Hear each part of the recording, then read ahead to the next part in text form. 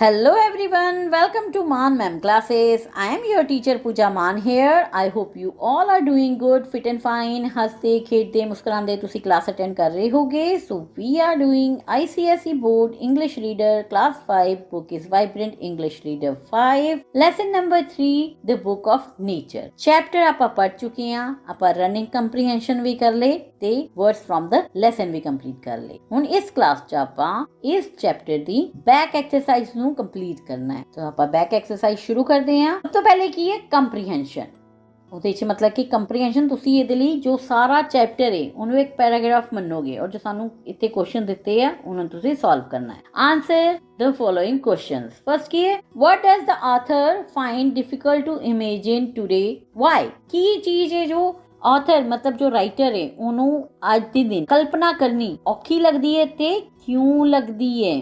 ਜਦੋਂ ਆਪਾਂ ਚੈਪਟਰ ਸ਼ੁਰੂ ਕੀਤਾ ਸੀ ਉਦੋਂ ਦੂਸਰੇ ਜਾਂ ਤੀਸਰੇ ਪੈਰੇ 'ਚ ਕੀ ਸੀਗਾ ਕਿ ਪਹਿਲੇ ਕੀ ਸੀਗਾ ਇਨਸਾਨਾਂ ਤੋਂ ਪਹਿਲੇ ਕੀ ਸੀ ਜਾਨਵਰ ਔਰ ਜਾਨਵਰ ਤੋਂ ਪਹਿਲੇ ਕੀ ਸੀਗਾ ਕੋਈ ਲਿਵਿੰਗ ਥਿੰਗ ਨਹੀਂ ਸੀ. ਅੱਜ ਆਪਾਂ ਆਪਣੇ ਆਲੇ ਦੁਆਲੇ ਇੰਨੇ ਲੋਕ ਦੇਖਦੇ ਆ, ਪੰਛੀ ਦੇਖਦੇ ਆ, ਜਾਨਵਰ ਦੇਖਦੇ ਆ, ਹਰ ਜਗ੍ਹਾ ਤੁਸੀਂ ਦੇਖੋਗੇ ਲਾਈਫ ਜਿਹੜੀ ਹੈ ਉਹ ਐਗਜ਼ਿਸਟ ਕਰਦੀ ਹੈ. ਪਰ ਇਹ ਸੋਚਣਾ ਕਿੰਨਾ ਔਖਾ ਹੈ ਨਾ ਕਿ ਕਦੀ ਇਸ ਧਰਤੀ ਤੇ ਉੱਤੇ ਈਵਨ ਇੱਕ ਘਾਹ ਵੀ ਨਹੀਂ ਉਗਦਾ ਹੁੰਦਾ ਸੀਗਾ. ਇਹ ਸੋਚਣਾ ਕਿ ਤੁਸੀਂ ਆਪਣੇ ਦਿਮਾਗ 'ਚ ਤੁਸੀਂ ਇਦਾਂ ਦੀ ਇੱਕ ਪਿਕਚਰ ਬਣਾਓ ਕਿ ਧਰਤੀ ਤੇ ਕੁਝ ਵੀ ਨਹੀਂ ਹੈਗਾ, ਕਿੰਨਾ ਔਖਾ ਨਾ ਇਹ ਸੋਚਣਾ. ਬਸ ਇਹੀ ਚੀਜ਼ ਸੀ ਜੋ ਆਥਰ ਨੂੰ ਸੋਚਣ 'ਚ ਜਿਹੜੀ ਉਹ ਔਖਾ ਲੱਗਦਾ ਸੀਗਾ. ਕਿਉਂਕਿ ਅੱਜ ਉਹ ਹਰੀ ਭਰੀ ਦੁਨੀਆ ਦੇਖ ਰਿਹਾ ਹੈ, ਇਸ ਕਰਕੇ ਉਹਨੂੰ ਇਹ ਲਾਈਫ ਤੋਂ ਬਿਨਾ ਧਰਤੀ ਦੇਖਣੀ ਔਖੀ ਲੱਗਦੀ ਸੀਗੀ. ਸੋ ਆਪਾਂ ਇੱਥੇ ਲਿਖਿਆ the author says it hard to imagine our world completely empty. Today we see people, birds, animals everywhere. It is difficult to think of a time when the earth was so hot that no living thing, not even a tiny blade of grass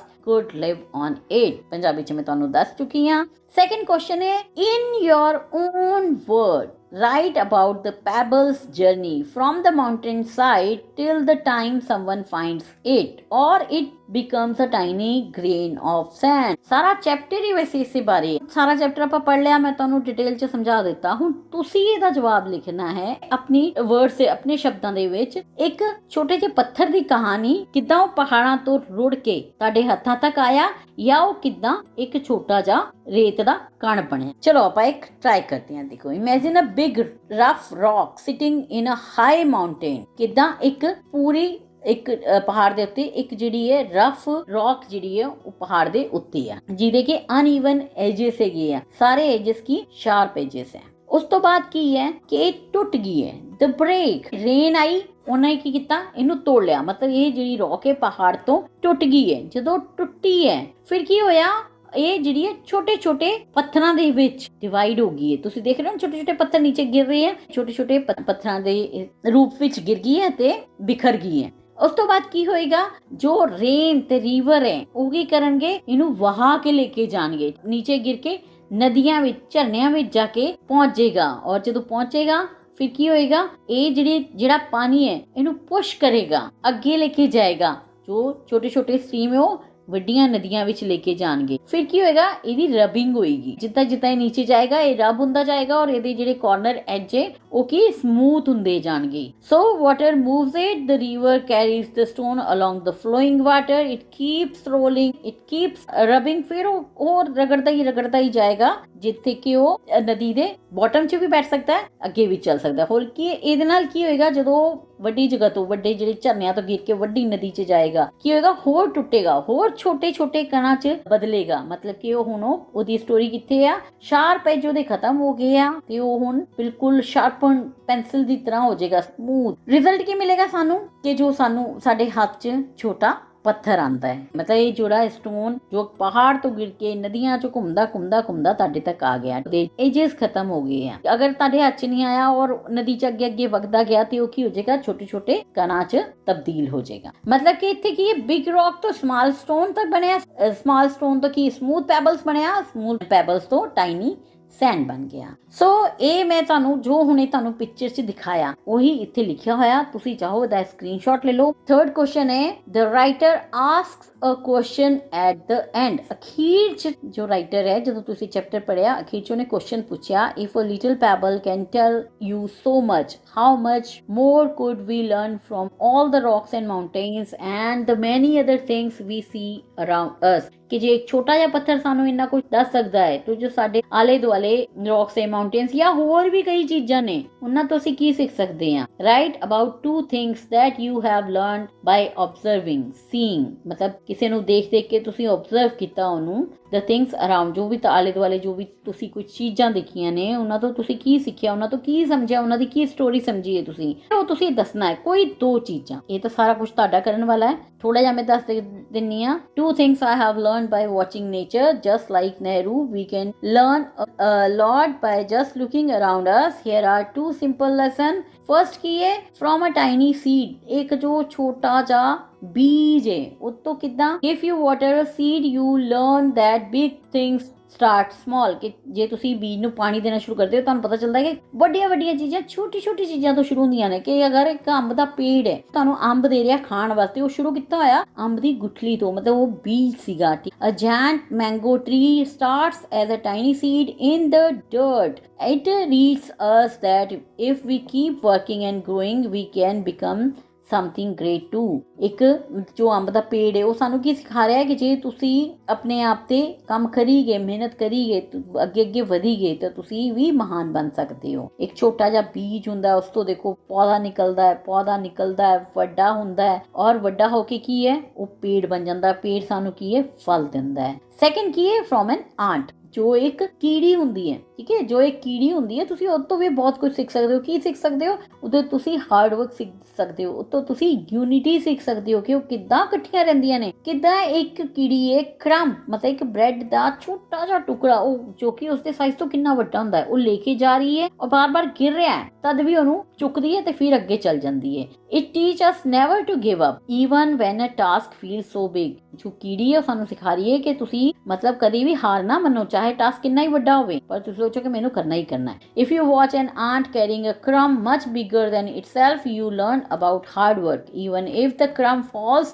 the ants pick it up again. It teaches us never to give up even when a task feels too big। ਤੁਸੀਂ ਦੇਖਿਆ ਨਾ ਕੀੜੀਆਂ ਕਿੰਨੀ unity 'ਚ ਕੰਮ ਕਰਦੀਆਂ ਨੇ। ਉਹ ਕਦੀ ਵੀ ਆਪਸ 'ਚ ਐ ਨਹੀਂ ਹੋਏਗਾ ਝੁਰਮੁਟ ਬਣਾ ਕੇ ਆ ਗਈਆਂ, ਇੱਕ ਕਰਕੇ ਜਾਂਦੀਆਂ ਨੇ ਤੇ ਆਪਣੀ ਉਮਰ ਤੋਂ, ਆਪਣੇ ਸਾਈਜ਼ ਤੋਂ ਵੀ ਵੱਡੇ ਜਿਹੜੇ ਕੀ ਉਹ ਪੀਸਿਸ ਚੁੱਕ ਕੇ ਲੈ ਕੇ ਜਾਂਦੀਆਂ ਨੇ। ਨੈਕਸਟ ਹੈ ਕ੍ਰੀਏਟਿਵ ਰਾਈਟਿੰਗ। ਤੇ ਕਿ each of us know someone we can look up to. ਅਸੀਂ ਸਾਰੇ ਹੀ ਆਪਣੇ ਆਲੇ ਦੁਆਲੇ, ਤੁਹਾਡੇ ਘਰ 'ਚ, ਤੁਹਾਡੇ ਸਕੂਲ 'ਚ, ਮਤਲਬ ਕਿਸੇ ਨਾ ਕਿਸੇ ਇਹੋ ਜਿਹੇ ਬੰਦੇ ਨੂੰ ਜਾਣਦੇ ਹਾਂ ਜਿਹਦੇ ਵੱਲ ਆਪਾਂ ਦੇਖ ਸਕਦੇ ਹਾਂ। He or she is knowledgeable and wise and can give good advice. ਜਿਹਨੂੰ ਬਹੁਤ ਜ਼ਿਆਦਾ ਜਾਣਕਾਰੀ ਹੈ, ਉਹ ਤੁਹਾਨੂੰ ਬਹੁਤ ਅੱਛੀ ਸਲਾਹ ਵੀ ਦੇ ਸਕਦਾ ਹੈ। We can also learn a lot from him her. ਅਸੀਂ ਉਸ ਤੋਂ ਕਾਫੀ ਕੁਝ ਸਿੱਖ ਸਕਦੇ ਹਾਂ। ਉਹ ਕੋਈ ਮੇਲ ਵੀ ਹੋ ਸਕਦਾ ਹੈ, ਫੀਮੇਲ ਵੀ। Do you know someone who inspires you and teaches you many things worth learning. ਕੀ ਤੁਸੀਂ ਕੋਈ ਬੰਦੇ ਨੂੰ ਜਾਣਦੇ ਹੋ ਜਿਹਦੇ ਤੋਂ ਤੁਸੀਂ ਇੰਸਪਾਇਰ ਹੋ ਸਕਦੇ ਹੋ ਤੇ ਕੁਝ ਸਿੱਖ ਸਕਦੇ ਹੋ?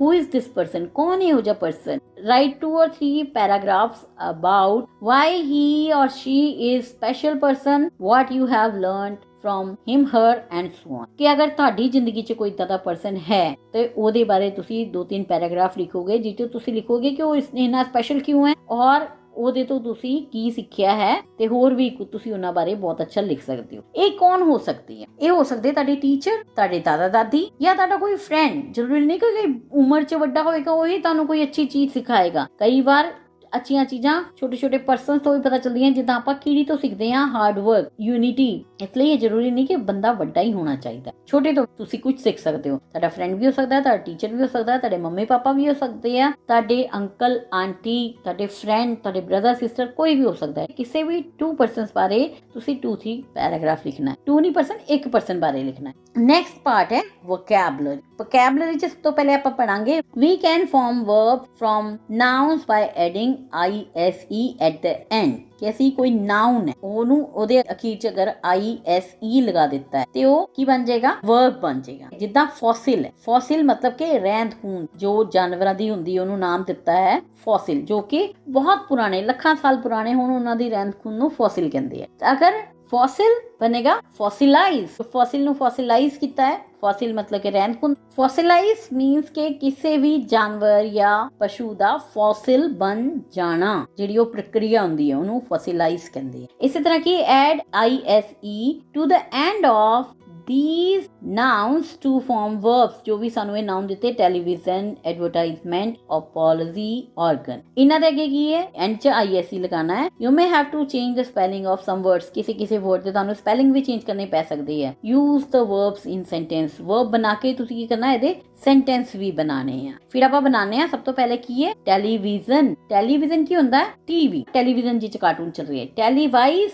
ਟੈਲੀਵਾਈਜ਼ ਦਾ ਮਤਲਬ ਹੁੰਦਾ ਹੈ to show something on TV, ਕੁਝ ਸਾਨੂੰ ਟੀਵੀ ਉੱਤੇ ਦਿਖਾਣਾ। The meaning to show something on the TV, television ਤੇ ਦਿਖਾਉਣਾ। ਸੈਂਟੈਂਸ ਕੀ ਬਣਾਇਆ, the news channel will televise the cricket match live. News channel cricket match ਦਾ ਸਿੱਧਾ ਪ੍ਰਸਾਰਣ ਟੈਲੀਵਿਜ਼ਨ ਤੇ ਦਿਖਾਏਗਾ ਜਾਂ ਟੀਵੀ ਤੇ ਦਿਖਾਏਗਾ।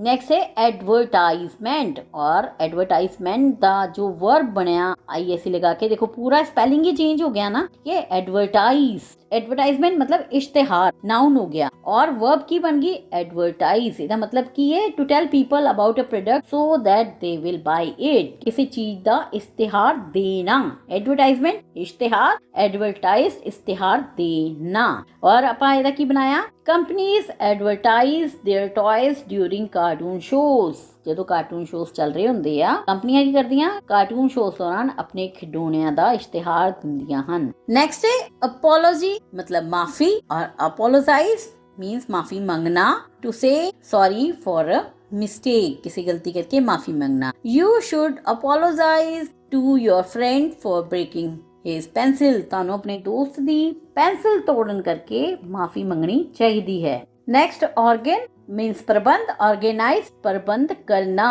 टू प्लान और अरेंज एन इवेंट, किसी भी इवेंट का अरेंजमेंट करना, प्रबंध करना या तैयारी करना।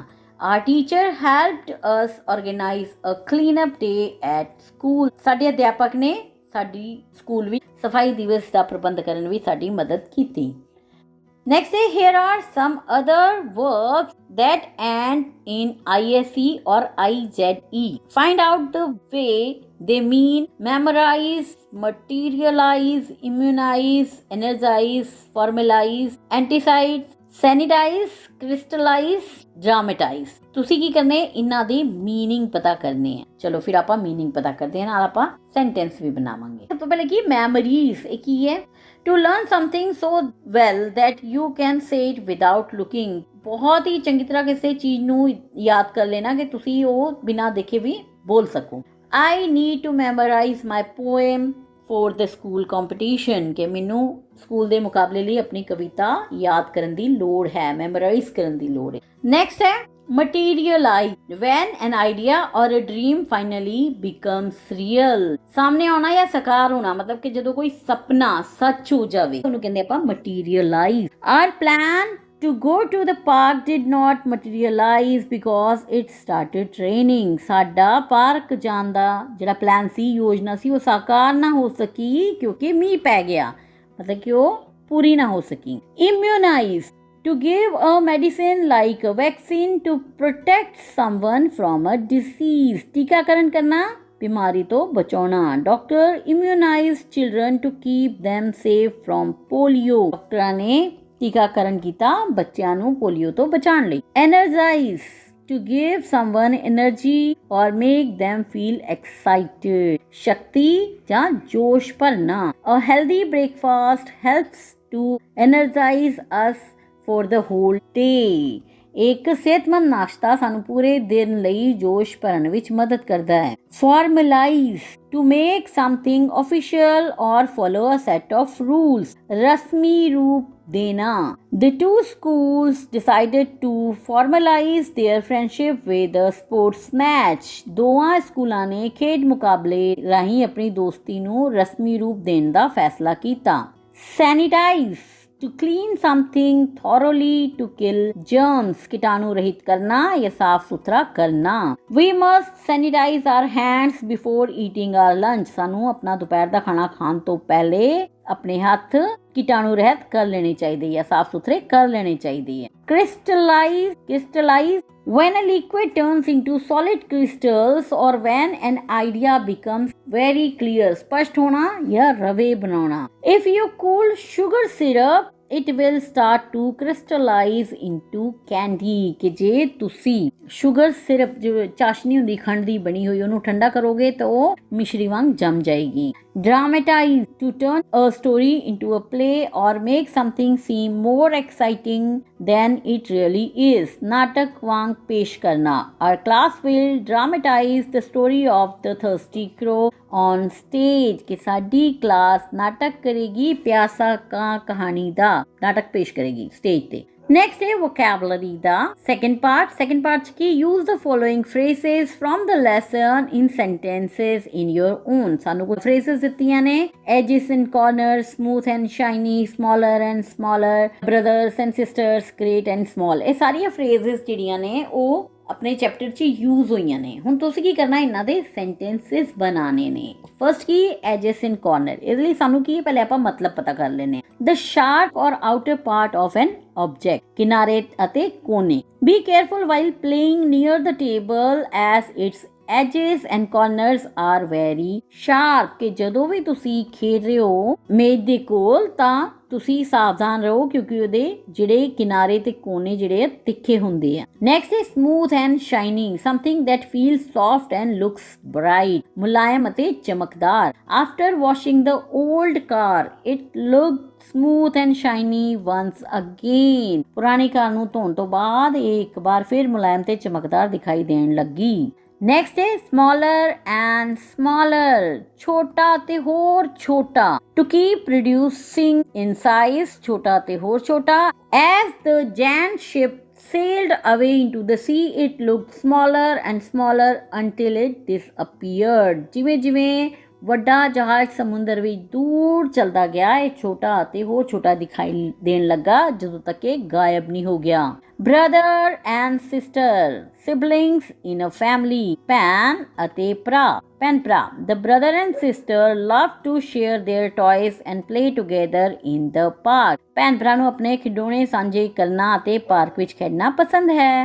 Great and small, everyone or everything regardless of size or importance, ਵੱਡੇ ਅਤੇ ਛੋਟੇ। We should be kind to all living creatures, both great and small। ਸਾਨੂੰ ਸਾਰੇ ਹੀ ਵੱਡੇ ਅਤੇ ਛੋਟੇ ਜਾਨਵਰਾਂ ਪ੍ਰਤੀ ਜੀਵਾਂ ਪ੍ਰਤੀ ਦਿਆਲੂ ਹੋਣਾ ਚਾਹੀਦਾ ਹੈ। ਨੈਕਸਟ ਆ ਗਿਆ ਆਪਣਾ ਪਾਰਟ ਗ੍ਰਾਮਰ। ਇਹਦੇ ਚ ਕੀ ਕਰਨਾ ਹੈ ਤੁਸੀਂ ਸਭ ਤੋਂ ਪਹਿਲੇ a noun as you know is a naming word। ਆਪਾਂ ਗ੍ਰਾਮਰ ਚ ਕਲਾਸ ਤੋਂ ਲੈ ਕੇ ਹੁਣ ਤੱਕ ਪੜ੍ਹਦੇ ਹੀ ਆ ਰਹੇ ਹਾਂ ਕਿ ਜੋ ਨਾਉਨ ਹੈ ਉਹ ਕੀ ਹੈ, ਉਹਨੂੰ ਨੇਮਿੰਗ ਵਰਡ ਕਹਿੰਦੇ ਆ। It names a person, place or thing. pronouns as you also know is a word that is used in place of noun। ਸਾਨੂੰ ਪਤਾ ਹੈ ਕਿ ਨਾਉਨ ਕੀ ਹੈ, ਨੇਮਿੰਗ ਵਰਡ ਹੈ, ਔਰ pronoun ਕੀ ਹੈ, the word which is used instead of noun।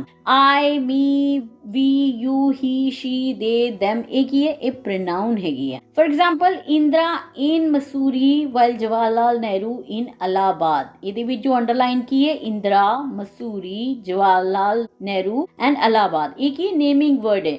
Indra and Jawaharlal ਕੀ ਹੈ, person से नेम है। मसूरी और इलाहाबाद की है प्लेस का नाम है। और ਇਹਦੀ ਜਗ੍ਹਾ ਤੇ ਆਪਾਂ ਅਗਰ she is in Mussoorie while he is in Allahabad, so Allahabad and Mussoorie ਤੇ ਇਹੀ ਰਹਿਣੇ ਆ। ਇਹਦਾ ਤੁਸੀਂ ਪ੍ਰੋਨਾਉਨ ਨਹੀਂ ਬਣਾ ਸਕਦੇ, ਬਟ ਜਿਹੜਾ ਪਰਸਨ ਹੈ ਉਹਦਾ ਕੀ ਕਰ ਸਕਦੇ ਹੋ, ਇੰਦਰਾ ਦਾ she ਬਣ ਜਾਏਗਾ, ਜਵਾਹਰ ਲਾਲ ਨਹਿਰੂ ਦਾ he ਬਣ ਜਾਏਗਾ। ਨੈਕਸਟ ਸਾਨੂੰ ਕੀ ਦਿੱਤਾ ਹੈ, underline the noun and circle the pronoun in the following sentences। sentence पढ़ना आपा, जो noun है वो आपा की करना है, underline करना है, और जो pronoun है उसी की करना है, circle करना है। चलो फर्स्ट की है, A पार्ट की है। Mussoorie is in the state of Uttarakhand, it is beautiful hill station। Mussoorie ये नेम एक प्लेस ਦਾ, उत्तराखंड ਇਹ ਵੀ ਕੀ ਹੈ, प्लेस ਦਾ ਨਾਮ ਹੈ। ਹੁਣ ਮਸੂਰੀ ਦੀ ਜਗ੍ਹਾ ਤੇ ਕੀ ਯੂਜ਼ ਹੋ ਰਿਹਾ ਇੱਥੇ, it, ਜੋ ਕੀ ਹੈ pronoun। next, my brother and I went to Mussoorie last year, we had a lot of fun। so my ਕੀ ਇੱਥੇ pronoun ਹੈ, I ਕੀ ਇੱਥੇ pronoun ਹੈ, ਮਸੂਰੀ ਕੀ ਹੈ नाउन है क्योंकि प्लेस है। और माई ब्रदर एंड आई इकट्ठे मिलके की हो गया वी, ये भी की बन गया प्रोनाउन। सी पार्ट है, the world has many seas, rivers, deserts and mountains, they make the earth beautiful. Now seas, river, desert, mountains एक ही है, ये नाउन है। और सी, रिवर, डेजर्ट, माउंटेन्स सारे मिलके की बन गए थे दे मेक द अर्थ, अर्थ की नाउन है, जो धरती है ਉਹਦਾ नाम अर्थ है इंग्लिश च, ब्यूटीफुल। डी च की है, do you see the payable on the beach, it is so smooth and round. ਹੁਣ देखो डू यू की है प्रोनाउन है जो ਤੁਹਾਡੇ ਵਾਸਤੇ यूज ਕੀਤਾ ਗਿਆ ਹੈ। सी द ਪੈਬਲਸ, ਪੈਬਲਸ ਕੀ ਹੈ ਨਾउन है, छोटे छोटे ਪੱਥਰਾਂ ਨੂੰ ਪੈਬਲ ਕਹਿੰਦੇ। ਬੀਚ ਕੀ ਹੈ ਸਮੁੰਦਰਾਂ ਦੇ ਕੰਢੇ ਨੂੰ ਬੀਚ ਕਹਿੰਦੇ। ਸੋ ਇਹ ਨਾउन ਹੋ ਗਿਆ। ਹੁਣ ਪੈਬਲਸ ਲਈ ਇੱਥੇ यूज ਕੀਤਾ इट, मतलब पत्थर ਲਈ यूज ਕੀਤਾ ਪੈਬਲ ਲਈ it, एक ही pronoun। E the writer was the first prime minister of India. His daughter and grandson were also prime ministers of India. They were both assassinated. Assassinated ਦਾ मतलब ਕਿ politically ਮਾਰ ਦੇਣਾ, politically ਕਿਸੇ एजेंडे ਨੂੰ follow ਕਰਨ ਲਈ। The writer ਲੇਖਕ ਇੱਕ noun ਹੈ, prime minister noun है, India noun है। ਹੁਣ his की है pronoun है, daughter noun है, grandson noun है, prime minister noun है, India noun है। ਹੁਣ they ਇੱਥੇ ਕਿਸ ਲਈ ਹੋ ਰਿਹਾ daughter and grandson ਲਈ, so they ਕੀ ਆਏਗਾ pronoun। ਸੋ ਅਸੀਂ ਸਾਰੇ ਹੀ ਜਿਹੜੇ noun ਹੈ ਅੰਡਰਲਾਈਨ ਤੇ ਜੋ ਉਹ pronoun ਹੈ ਉਹ सर्कल कर ले। सेकंड पार्ट है ग्रामर दा, we can change sentences into negative by using words like no, not, nothing and never. ਅਸੀਂ ਕਿਸੇ ਵੀ ਸਿੰਪਲ ਸੈਂਟੈਂਸ ਨੂੰ ਨੈਗੇਟਿਵ ਸੈਂਟੈਂਸ ਬਣਾ ਸਕਦੇ ਹਾਂ by using no, not, nothing, never. For example, I have never read this book before, मैं किताब पहले कभी नहीं पढ़ी, ये नेगेटिव हो गया। I did not meet many people in Mussoorie, में बहुत ज्यादा लोगों मसूरी विच नहीं मिले। No I don't like to read sad stories, नहीं मैनू उदास कहानियां पढ़न दा शौक नहीं है। I have nothing to hide, मेरे कोल छुपाने ਲਈ कुछ भी नहीं है। नेक्स्ट अपने को change this sentences into negative by using no, nothing, not and never. So first ए साडे कोल की है, my friend write to me often, कि मेरा दोस्त अक्सर मैनू लिखदा रहंदा, मतलब अक्सर मैनू चिट्ठी भेजदा रहंदा है। तुसी की करोगे ਇਹਦਾ नेगेटिव की बनाओगे, दो तरीके ਨਾਲ बना सकते हो। फर्स्ट की है, my friend does not write to me often, अक्सर मेरा दोस्त मैनू नहीं लिखदा है, मतलब मैनू चिट्ठियां नहीं भेजदा है। दूसरा की है, my friend never write to me, मेरे फ्रेंड ने मैनू कदी नहीं लिखिया। बी की है, I have always wanted to go abroad, मैं हमेशा ही बाहर जाना चाहता सी। बाहर मीन्स के आउट ऑफ कंट्री। सो आप बना सकते हैं, I have never wanted to go abroad, मैं कभी भी विदेश नहीं जाना चाहता सी। I do not want to go abroad, मैं बाहर नहीं जाना चाहता, मैं विदेश नहीं जाना चाहता। सी, there is someone in the room, कमरे विच कोई है। There is no one in the room, कमरे विच कोई नहीं है। There is nothing in the room, कमरे विच कुछ नहीं है। डी ए, he always keeps his promise, वो हमेशा ही अपने वादे पूरे करता है। नेगेटिव की बनेगा, he never keeps his promise, वो कभी भी अपने वादे पूरे नहीं करता है। He does not keep his promise, वो अपने वादे पूरे नहीं करता है। ई है, they will win the match, वो मैच जीत जाएंगे। They will not win the match, वो मैच नहीं जीतनगे। They will never win the match, वो कदे भी मैच नहीं जीतनगे। नेक्स्ट है कम्युनिकेशन। फर्स्ट है डिस्कशन इन क्लास, ये तुसी की करना है क्लास ਦੇ ਵਿੱਚ डिस्कस करना है, ग्रुप बना के या जिस तरह भी ਤੁਹਾਡੇ टीचर कहणगे तुसी उस तरीके ਨਾਲ ਇਹਨੂੰ डिस्कस करना है। डिस्कस की करना है, देखो, a visit to museum will give you an idea about the history of the world। ਇੱਕ ਮਿਊਜ਼ੀਅਮ ਦੇ ਵਿੱਚ ਅਗਰ ਤੁਸੀਂ ਜਾਂਦੇ ਹੋ, ਘੁੰਮਦੇ ਹੋ, ਤੇ ਉੱਥੇ ਤੁਹਾਨੂੰ ਥੋੜਾ ਆਈਡੀਆ ਮਿਲੇਗਾ। ਤੁਸੀਂ ਦੇਖੋਗੇ ਹਰ ਮਿਊਜ਼ੀਅਮ ਦੇ ਵਿੱਚ ਹਰ ਦੀ ਸਟੋਰੀ ਦਾ ਕੁਛ ਨਾ ਕੁਛ ਸ਼ੁਰੂ ਤੋਂ ਲੈ ਕੇ ਹੁਣ ਤੱਕ ਦਾ ਪੇਂਟਿੰਗ ਰਾਹੀਂ ਜਾਂ ਚਾਰਟਸ ਰਾਹੀਂ ਜਾਂ ਉੱਥੇ ਸਕਲਪਚਰ ਰੱਖੇ ਹੁੰਦੇ ਆ, ਮਾਡਲ ਬਣਾਏ ਹੁੰਦੇ, ਉੱਤੋਂ ਤੁਹਾਨੂੰ ਕੁਛ ਨਾ ਕੁਛ ਜਾਣਕਾਰੀ ਜ਼ਰੂਰ ਮਿਲੇਗੀ। There will be various sections in the museum, ਕਿ ਉੱਥੇ ਮਿਊਜ਼ੀਅਮ ਦੇ ਵਿੱਚ ਬਹੁਤ ਸਾਰੇ ਸੈਕਸ਼ਨਸ ਹੁੰਦੇ ਆ, like natural history, Indian history, world history, science and technology। which sections would you be most interested and why? ਕਿਹੜਾ ਸੈਕਸ਼ਨ ਹੈ ਜਿਹੜਾ ਤੁਹਾਨੂੰ ਸਭ ਤੋਂ ਅੱਛਾ ਲੱਗੇਗਾ, ਤੁਸੀਂ ਬਹੁਤ ਇੰਟਰਸਟਡ ਹੋ ਉਹਦੇ ਚ। talk about this in class, ਇਹ ਤੁਸੀਂ ਆਪਣੀ ਕਲਾਸ ਦੇ ਵਿੱਚ ਮੰਨ ਲਓ ਤੁਸੀਂ ਮਿਊਜ਼ੀਅਮ ਦੇਖ ਕੇ ਆਏ ਹੋ, ਹੁਣ ਤੁਸੀਂ ਕਲਾਸ 'ਚ ਦੱਸੋਗੇ ਕਿ ਮਿਊਜ਼ੀਅਮ 'ਚ ਜੋ ਤੁਸੀਂ ਦੇਖਿਆ ਤੁਹਾਨੂੰ ਉਹ ਨੈਚੁਰਲ ਹਿਸਟਰੀ ਵਾਲਾ ਸੈਕਸ਼ਨ ਅੱਛਾ ਲੱਗਿਆ ਜਾਂ ਜਿਹ 'ਚ ਇੰਡੀਅਨ ਹਿਸਟਰੀ ਸੀ ਜਾਂ ਵਰਲਡ ਹਿਸਟਰੀ ਜਾਂ ਸਾਇੰਸ ਐਂਡ ਟੈਕਨੋਲੋਜੀ ਵਾਲਾ ਸੈਕਸ਼ਨ ਤੁਹਾਨੂੰ ਅੱਛਾ ਲੱਗਿਆ। Also if you have been to the museum recently tell your friends about the experience.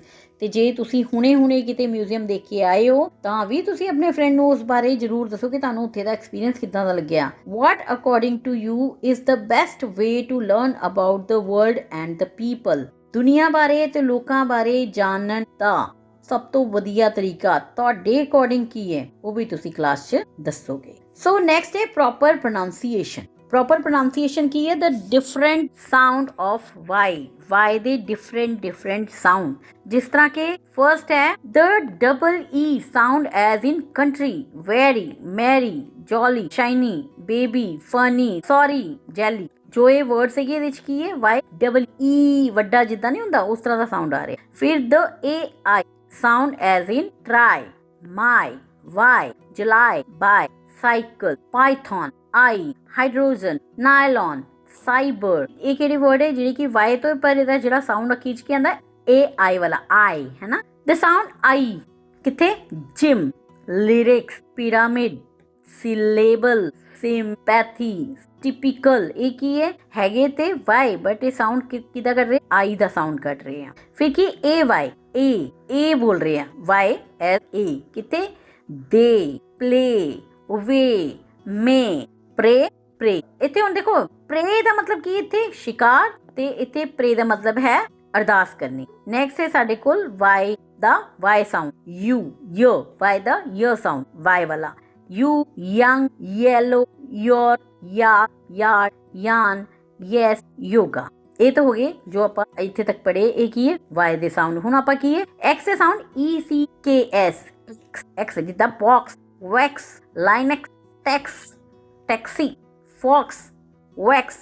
और जेड ਦੇ ਸਾਊਂਡ ਕੀ ਹੈ? ਜ਼ੀਰॉक। एक्स ई तो शुरू हो रहा है पर ਕੀ बोल रहे हैं? जी, xerox, xylophone, xylem। Okay, find out the meaning of the word that are new to you. जो भी इस जो ਆਪਾਂ ਸਿੱਖਿਆ ਹੈ ਵਾਈ ਦਾ ਸਾਊਂਡ ਤੇ ਐਕਸ ਦਾ ਸਾਊਂਡ, ਇਹਦੇ ਵਿੱਚ ਅਗਰ ਕੋਈ ਇਦਾਂ ਦੇ ਵਰਡ ਜਿੱਦਾਂ ਮੈਂ ਤੁਹਾਨੂੰ ਪ੍ਰੇ ਦੱਸਿਆ, ਕੋਈ ਵੀ ਇਦਾਂ ਦੇ ਵਰਡ ਹੈ ਜ਼ਾਈਲੋਫੋਨ, ਜ਼ਾਈਲਮ ਜਾਂ ਇਦਾਂ ਦਾ ਕੁਝ ਵੀ ਇਦਾਂ ਦਾ ਵਰਡ ਹੈ ਜੋ ਤੁਹਾਡੇ ਲਈ ਨਵਾਂ, ਉਹਦੀ ਤੁਸੀਂ ਮੀਨਿੰਗ ਪਤਾ ਕਰਨੇ। ਡਿਕਸ਼ਨਰੀ ਖੋਲਣੀ ਤੇ ਉਹਦੇ ਮੀਨਿੰਗ ਪਤਾ ਕਰਨੇ। ਮੈਨੂੰ ਵੀ ਦੱਸਣਾ ਹੈ ਕਿ ਤੁਸੀਂ ਕੀ ਦੇਖਿਆ ਤੇ ਉਹਦਾ ਕੀ ਮਤਲਬ ਸੀਗਾ, ਕੀ ਤੁਹਾਡੇ ਲਈ ਵਰਡ ਨਵਾਂ ਸੀਗਾ। ਇਹਦੇ ਨਾਲ ਹੀ ਤੁਹਾਡੀ back exercise of the chapter ਖਤਮ ਹੋ ਗਈ ਹੈ। ਹੁਣ ਆਪਾਂ ਇਸ ਚੈਪਟਰ ਨੂੰ ਵਰਕਬੁੱਕ 'ਚ ਪੜਾਂਗੇ ਨੈਕਸਟ ਕਲਾਸ 'ਚ। Till then thank you for watching, like and subscribe. Bye bye.